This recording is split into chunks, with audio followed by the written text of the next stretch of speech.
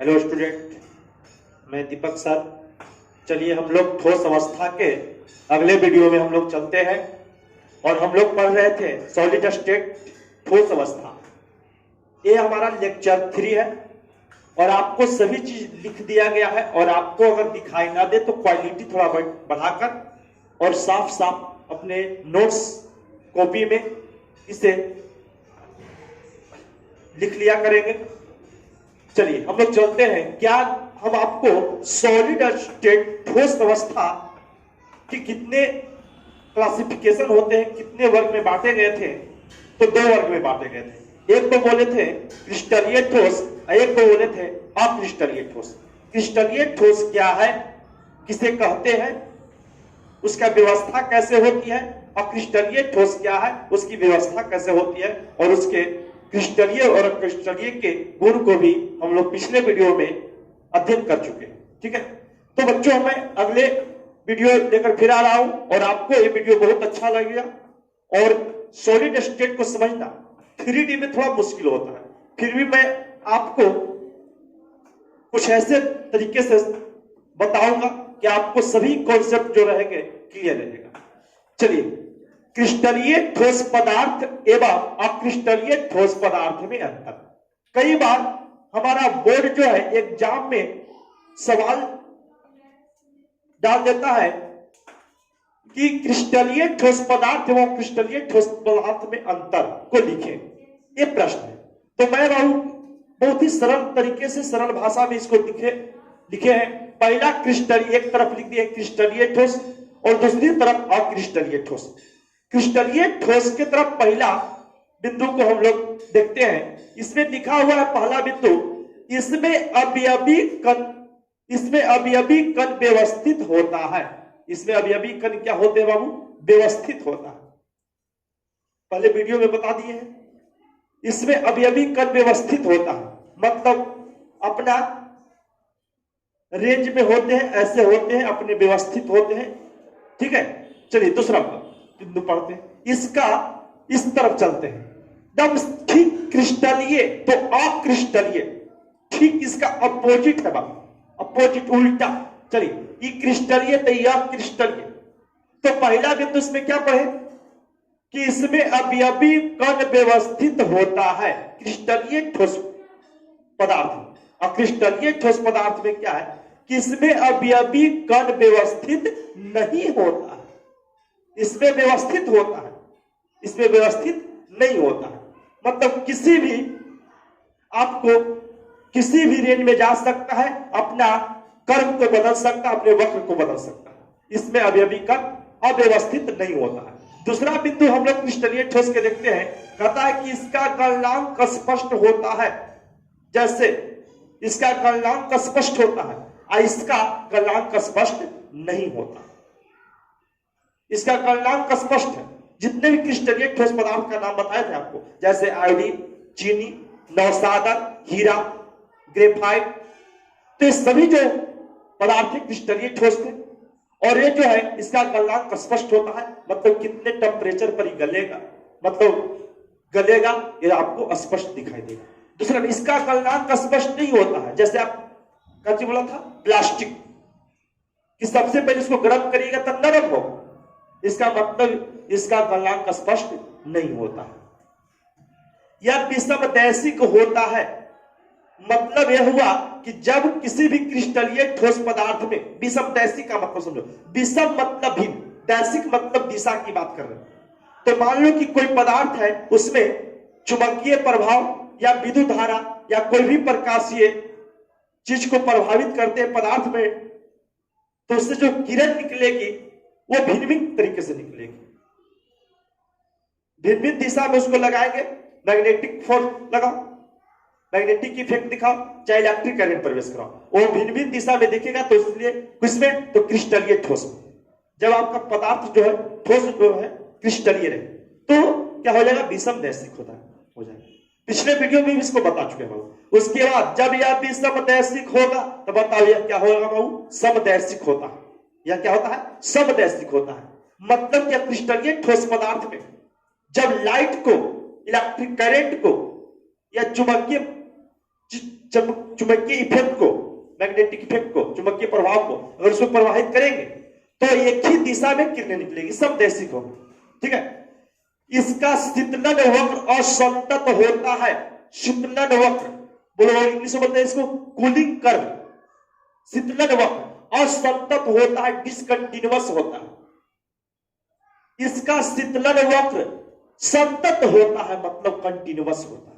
इसका मतलब हम लोग नहीं समझे सर।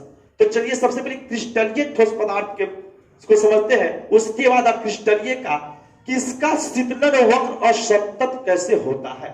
जैसे मान लो एक बाबू यहां पर एक कर्व ले लिया, इसको मान लो y डैश है, कि क्या है आपका x डैश है। ग्राफ को बड़ा अच्छी तरीके से समझिएगा।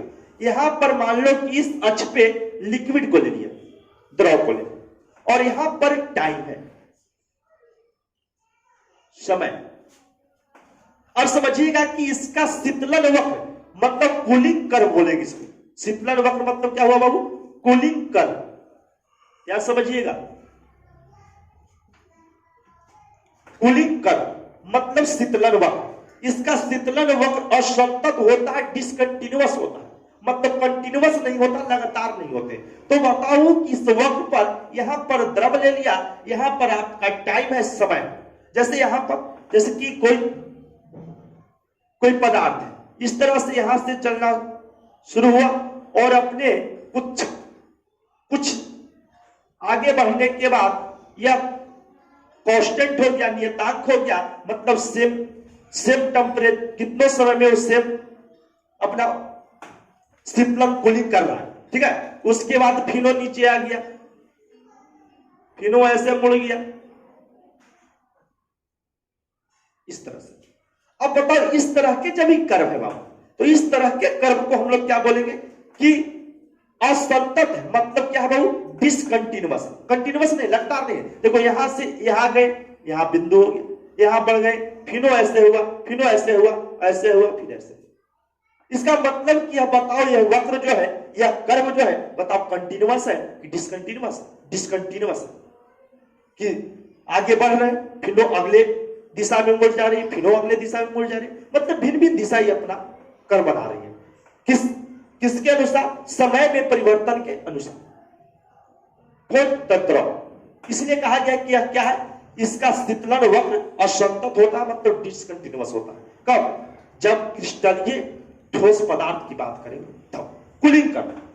सेकंड बिंदु समझो कि इसका शीतलन वक्र संतत होता है अक्रिस्टलीय ठोस पदार्थ में। इसका अक्रिस्टलीय ठोस पदार्थ में बाबू कहता है कि इसका शीतलन वक्र संतत होता है, मतलब कंटिन्यूअस होता है। इसका शीतलन वक्र जो है बाबू कंटिन्यूअस होता है, मतलब ये लिक्विड है, टाइम है, तो समय के अनुसार ये हमेशा कंटिन्यू, लगातार जो है, घटेगा तो इस तरह से घटेगा, बढ़ेगा तो इस तरह से बढ़ेगा। मतलब इसका कर्व जो क्या रहेंगे? कंटिन्यूअस रहेंगे, संतत रहेंगे। ठीक है, चलिए अगले बिंदु पर चलते हैं। इसे वास्तविक ठोस पदार्थ कहा जाता है। पांचवा बिंदु है क्रिस्टलीय ठोस पदार्थ में बाबू, इसे वास्तविक ठोस पदार्थ कहा जाता है। सर वास्तविक का मतलब क्या हुआ? रियल। और रियल आपको दिख रहा है कि वास्तविक ठोस पदार्थ है। वास्तविक ठोस पदार्थ, क्रिस्टलीय ठोस जितने भी होते हैं वो सभी एक प्रकार का अच्छा ठोस, वास्तविक ठोस। समझिए, जैसे पत्थर, ईंट, साबुन जो भी ले लेते हैं वो जो वास्तविक ठोस है, ठोस अवस्था में रहने करें, है ना। अब जैसे कि इसे लेकिन इधर बोल दिया कि यह वास्तविक ठोस पदार्थ नहीं, माना हुआ चीज, इसीलिए इसे हम लोग अतिस्थिति द्रव बोलते हैं, सुपर लिक्विड बोल सकते हैं। सुपर लिक्विड अतिस्थिति द्रव माना जाता है, इसे अतिस्थिति द्रव माना जाता है। इसका मतलब नहीं समझे सर? जैसे बर्फ, तो बर्फ देखो, बर्फ को छोड़ दो अपने स्वतंत्र अवस्था में, वो अपने बेचारे पिघल जाएंगे, मतलब वो क्या है? अतिस्थिति द्रव उसको मानेंगे। इसका मतलब कि वो वास्तविक नहीं, क्या अवास्तविक, अवास्तविक में आ गई, मतलब क्रिस्टलीय ठोस पदार्थ, अक्रिस्टलीय ठोस पदार्थ। तो पांचों बिंदु को अच्छी तरीके से आप समझ चुके होंगे, और ये समझना ही मेन पर्पस है। वीडियो जितना ज्यादा बन जाए उससे कोई मतलब नहीं। अगर आपको समझ में आ जाती है तो कमेंट करके जरूर बताएं कि बहुत अच्छी तरीके से हम इस चीज को समझ चुके हैं। कि आगे की भी वीडियो हम बरकरार रखें बहुत अच्छे तरीके से, ठीक है। चलो वो यहां जाओ। कांच एक अति स्थिति द्रव पदार्थ है, क्यों?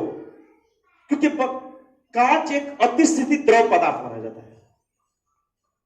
कांच, कांच आप पढ़े होंगे, कांच क्रिस्टलीय था क्या क्रिस्टलीय था? तो आपको मालूम होना चाहिए कि जी सर अक्रिस्टलीय ठोस। तो कांच अक्रिस्टलीय ठोस पदार्थ है, तो अक्रिस्टलीय रहेगा, वही तो अति स्थिति द्रव माना जाएगा, सुपर लिक्विड माना जाएगा। तो कांच एक अति स्थिति द्रव पदार्थ है, क्यों? ये प्रश्न बोर्ड एग्जाम पूछ चुकी है, इसलिए हम इस प्रश्न को आपके सामने रखें। तो आप बहुत ही सिंपल लैंग्वेज में इसे प्रश्न का उत्तर दीजिएगा कि कांच एक अति स्थिति द्रव पदार्थ है क्योंकि इसमें विभिन्न प्रकार के मिश्रण को गर्म करते हैं। कांच एक अति स्थिति द्रव पदार्थ है क्योंकि इसमें विभिन्न प्रकार के मिश्रण को गर्म करते हैं। जब यह उबलने लगता है, मतलब जो मिक्सचर हम लोग गर्म कर रहे हैं, जब वह उबलने लगता है तो ठंडे पानी में डाल देते हैं, तो वह क्या हो जाएगा? जो ठोस अवस्था में बदल जाता है, जो होता है ठोस अवस्था में बदल जाता है। इसलिए इसे हम लोग क्या बोलते हैं? अति स्थिति द्रव पदार्थ कहते हैं। बात समझ में आ गई? अब सुनिए, जैसे कि मान लो ऐसे ही समझो कि कुछ चीज प्लास्टिक है, प्लास्टिक को तुम गर्म करो, गर्म करके क्या करो, जब गर्म और नरम होने लगा उस पर ठंडे पानी डाल दो, फिर वो प्लास्टिक जो है कड़ा जैसा हो जाएगा, मतलब ठोस अवस्था में बदल जाएगा। ये सही एग्जाम्पल समझने के लिए हम बोले। चलिए आगे हम लोग समझते हैं। अवयवी कण का बार बार चर्चा हो रही है बाबू कि अवयवी कण व्यवस्थित होता, अवयवी कण है क्या? तो हम बताए थे बाबू कि अवयवी कण या तो परमाणु होगा, एटम्स होंगे, या तो अणु होगा, मोलकुल होगा, या तो आयन होगा। इसको हम लोग ऐसे नहीं समझेंगे कि अणु, परमाणु और आयन में समझेंगे तो हम लोग उसको शायद पूरे कॉन्सेप्ट क्लियर नहीं हो पाएगा। इसीलिए हमने बताया था कि सॉलिड स्टेट को समझने के लिए एक मान लो कि जो अणु, परमाणु और आयन है वो एक फुटबॉल के जैसा है, वो अवयवी कण जो है फुटबॉल, क्योंकि 3D में जब फिगर आपको हम बना के दिखाएंगे तो आपको अच्छी तरीके से समझ में आएगा जब फुटबॉल की बात करेंगे तब। चलिए तो आगे हम लोग चलते हैं कि बंद संकुलन या निविड़ संकुलन को हम लोग पढ़ेंगे बाबू, स्टडी करेंगे। बंद संकुलन को इंग्लिश में बोलते हैं क्लोज पैकिंग इन क्रिस्टल। क्रिस्टल में क्लोज पैकिंग की बात करेंगे, मतलब बंद संकुलन। बंद संकुलन का ही एक अदर नाम है, एक अन्य नाम है जिसको हम लोग बोले निविड़ संकुलन।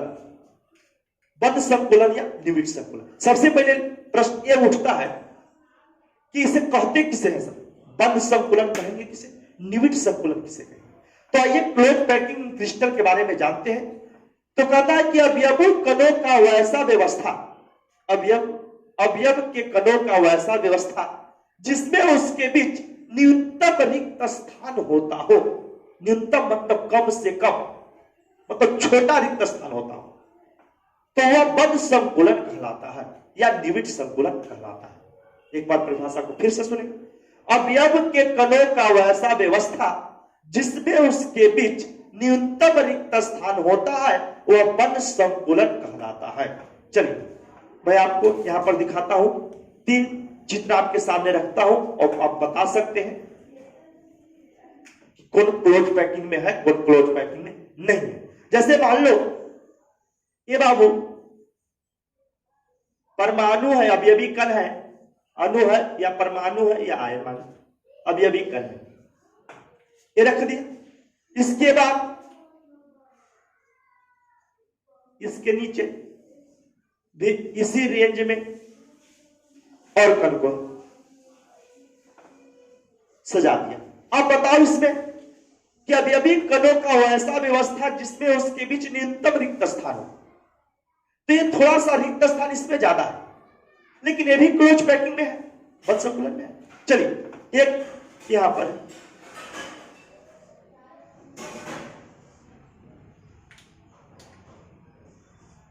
चलिए एक अवयवी कण का ऑर्डर बना दिया, अपना व्यवस्था कर दिया।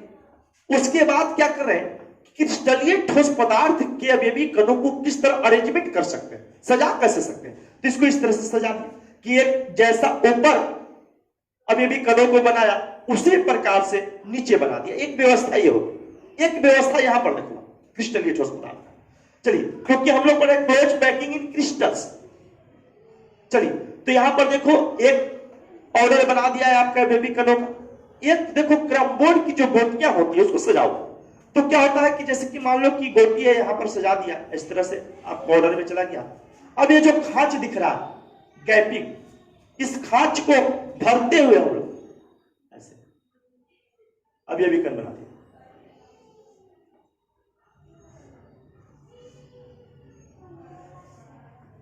अब बताओ कि यहां के और यहां के रिक्ति में, वॉइड बोलते हैं, आपको बताए थे, रिक्ति में और यहां के रिक्ति में, यहां के रिक्ति में याद दिखेगा,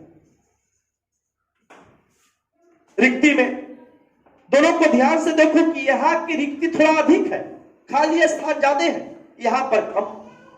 तो यहां पर क्लोज पैकिंग जो है न्यूनतम रिक्त स्थान, तो यहां पर क्लोज पैकिंग थोड़ा अधिक है, यहां पर क्लोज पैकिंग थोड़ा कम। लेकिन क्रिस्टल में अगर ठोस अवस्था में, अब ये भी कणों को क्लोज पैकिंग को समझना है, तो बताओ ये भी दोनों क्लोज पैकिंग के अंतर्गत है, लेकिन इसमें रिक्ति थोड़ा अधिक है, इसमें रिक्ति न्यूनतम है, कम। तो इस बोलेंगे ये अब ये भी कणों का क्लोज पैकिंग ज्यादा अच्छा है इसके अतिरिक्त, इसके अलावा। अब ऐसा नहीं होगा कि हम लोग सॉलिड स्टेट पढ़ रहे हैं और उसके आप जानते हैं कि सॉलिड स्टेट के जो कण होते हैं एक दूसरे से, उसके बीच जो कभी कणों के बीच जो स्थान होती है, अंतराणुक स्थान, इंटरमोलिकुलर स्पेस, जो बहुत ही कम होती है। अब ऐसा नहीं हो कि हम लोग सॉलिड ठोस अवस्था पढ़ रहे हैं, एक कण को यहां रखा और एक कण को यहां रखा, एक कण को यहां रख दिया, एक कण को यहां रख दिया, ऐसा नहीं हो सकता। ये फिर आपको द्रव माना जाएगा या तो गैस माना जाएगा, ठोस नहीं माना जाएगा, क्योंकि उसके जो अब ये भी कण रहेंगे एक दूसरे से क्या रहेंगे बाबू, संपर्क में रहेंगे, क्योंकि उसमें गैपिंग नहीं पाई जाती है, अंतराणुक स्थान नहीं पाए जाते हैं, इंटरमोलिकुलर स्पेस नहीं पाए जाते। चलिए, एक तक हम लोग बंद संकुलन, निविड बंद संकुलन या निविड संकुलन हम लोग स्टडी कर चुके हैं। अगले क्लास में हम बाबू आपको बताने वाले हैं क्लासिफिकेशन ऑफ क्लोज पैकिंग, मतलब बंद संकुलन का वर्गीकरण। ये मतलब बाबू 3 प्रकार के होते हैं, आप यहां सुन लें और अगले वीडियो में हम इसको बहुत अच्छी तरीके से पढ़ाएंगे। बंद संकुलन, क्लोज पैकिंग। जब बंद संकुलन क्या है उसके बारे में समझ लिया, तो क्लासिफिकेशन ऑफ क्लोज पैकिंग मतलब बंद संकुलन का वर्गीकरण के बारे में पढ़ेंगे। तो बंद संकुलन का वर्गीकरण जो हुआ बाबू वो 3 प्रकार के होते हैं। ऐसे एक से क्वेश्चन नहीं आता, तो ये ज्यादा मुख्य रूप से है, लेकिन तीनों हम बात आपको, तीनों को चर्चा हम आपके सामने वीडियो में करेंगे। पहला, एक विमीय बंद संकुलन, क्लोज पैकिंग इन 1 डायमेंशन।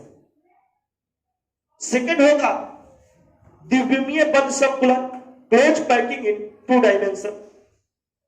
और तीसरा होगा त्रिविमीय बंद संकुलन, क्लोज पैकिंग इन 3 डायमेंशन।